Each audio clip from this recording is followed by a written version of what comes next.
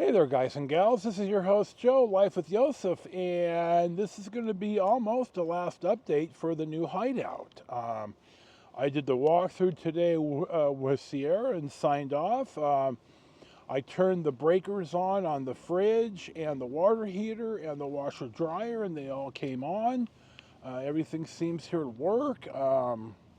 It doesn't have a garbage disposal, and I looked under the sink and I didn't see a power plug for one, so I may let that go for now. It's not life and death. I'd like to have one though, but so we're going to talk about a few things. First off, we did not disclose in return any of the more pertinent disclosure information that we discovered. Sierra and I were working together under the Team Sierra flag. So all the thing about the encroachment and the easement and all that stuff, I will disclose if I or my estate, when it sells, or I'm going to probably will it to my brother, and he's accepted it. He says, dude, I'll take it, no problem. So if I have to sell it, I have to disclose. I'm perfectly good with that. Now I know really what to disclose, and I'll have the pertinent documentation to support it. Now I got to say that the sellers and the selling agent are truly miserable human beings, because Thursday I got the document for the estimated price of everything. Friday I sent the wire transfer. Yesterday they made the counter offer, which, well, we offered, they wanted 129, we offered 128, 285, and they came back yesterday with 128.5. And according, I'm hearing this, secondhand, but the sellers are saying, whining that, hey, we gave you the golf cart, and this is all we're going to really bend. And like I said on the last update, we're talking $215, which is 0.16% of the transaction price. I'm too deep into this. I'm down here. And bluntly, if I grabbed ass around any longer and they backed out of the deal, well, Sierra's worked her ass off and Team Sierra, and they're not going to get compensated. I mean, they're independent and they work on strictly commission. So, it's not like, oh my God, I'm going to screw Sierra, but for $215, it's just not that big of a deal, and it's going to cost me more if I stay down here at Davis Camp for another week or another 3 months while we try to find something else. So it's just, it's chicken shit of these people, but I'm done dealing with them. So I signed off on the 128.5. I don't have to disclose what we found, and their disclosure is shitty, and we're just going to go with it. I want to add in here, as I'm making the vlogs,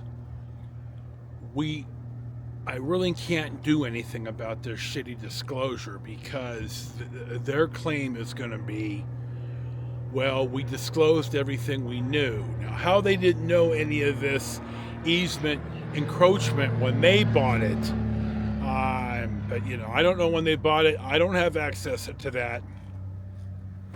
And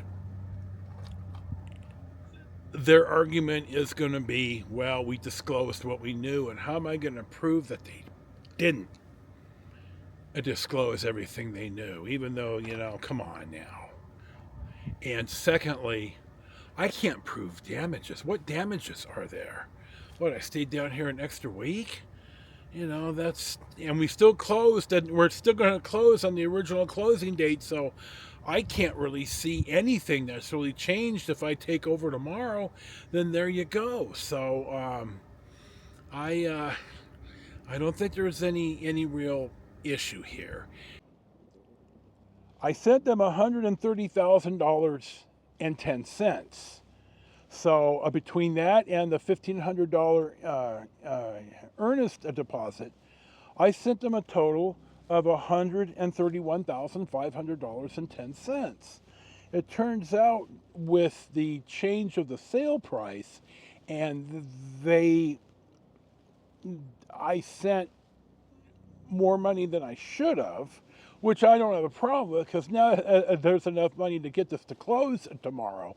So I'm good with this. But I'm looking at the document right here, and I'm going to get back $2,095 because they did not, when I sent the 130, they didn't credit me back for the 1,500 in the statement necessarily, what I sent. So I'm going to get $2,095 back. I'm pretty happy about that. And that's the 1,500 that I paid twice, and the $500 that the sales price is 128.5 and not 129. And I talked about why a few shots ago. So I think we're good to go.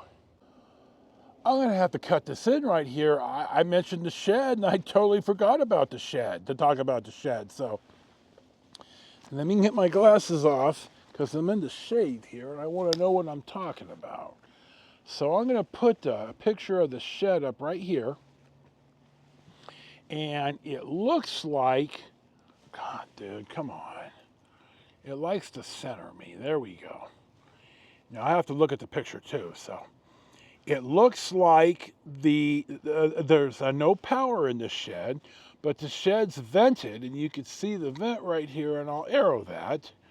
I don't quite know what all this stuff is. There's some chairs. There's a kitchen chair, like a bar stool. Okay, and there's a couple of folding chairs in back of that stand-up tan looking, that looks like shelves that has a door. I'm sure there's a name for it. I can't think of it right now. Now you're going to look straight back and see that there's the barbecue, or the barbecue is, I thought it was bigger, but for me it's a great size because it's just me. Now the propane tank is 9 years old, and I think after 10 or 12 years you can't fill them anymore.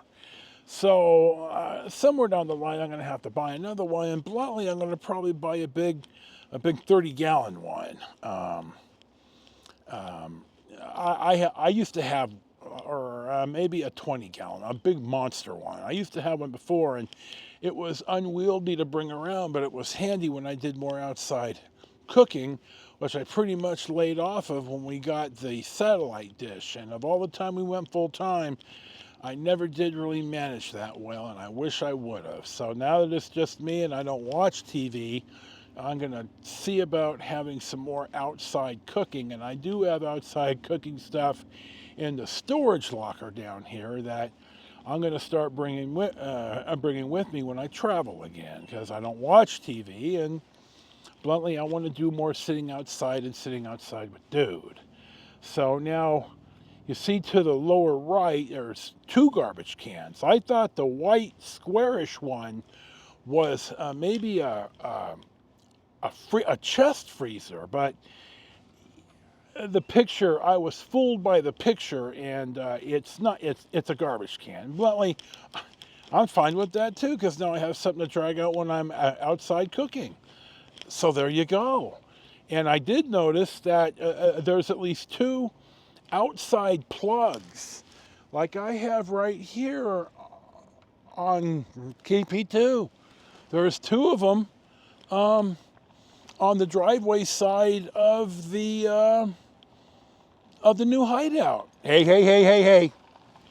And I'm pretty happy about that too, because now I could just drag I could plug in for my tablet and whatever else, and there you go. So I wanted to get the shed added in here because I forgot about that. So I'm pretty happy about this. The shed looks really nice. Sierra said it's one of the nicer sheds she's ever been in her time selling real estate. So there you go. I got the termite report back, and there's no sign of termites, but the termite inspector also noticed the mold and the leak in the corner of the patio that I already know about. That's been disclosed. The inspector found it, and I'm fairly sure the HOA too, but I'm not positive. Anyway, I know it's there. I've got some mold spray. I'm going to spray it up there. It leaks right there. It's the patio. It's not the park model. It's the patio roof, the patio cover. And bluntly, I'll fix it when I get to it. The demo got postponed from last Friday because of the weather. Now I got a call from Roxanne, and some of the neighbors want to salvage the porch and the awning and stuff.